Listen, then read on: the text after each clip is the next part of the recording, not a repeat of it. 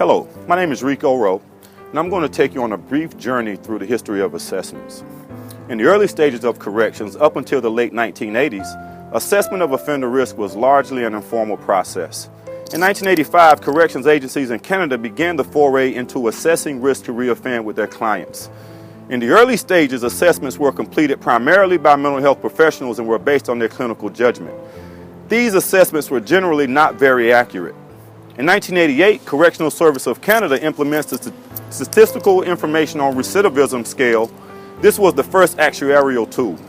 In 1990, Canada's National Parole Board implemented the Offender Intake Assessment process, the Statistical Information on Recidivism scale, and the Community Risk Needs scale.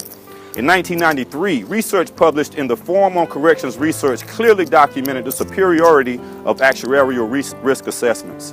In 1999, the Washington State Legislature passed the Offender Accountability Act, which established reduction of the risk of reoffending by prisoners in the community as a sentencing goal. The Department of Corrections began using a risk for reoffense tool, the Level of Service Inventory Revised, as part of the offender risk classification system.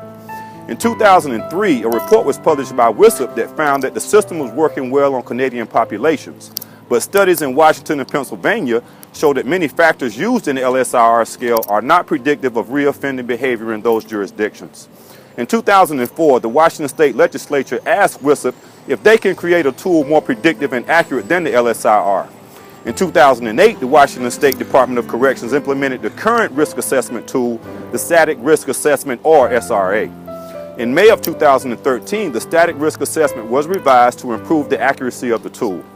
In October of 2013, a team, the development team, was brought together to implement an improved assessment and case planning tool in Washington State. A research professor at Washington State University, Dr. Zachary K. Hamilton, reviewed more than 44,000 DOC case files and found that the SIP SRA is good at predicting risk to reoffend, but the validity of the prediction could be improved with the inclusion of dynamic risk factors and taking into account gender-specific differences. The Department of Corrections has undertaken the process of incorporating this research into an enhanced offender assessment tool, the StRONG-R.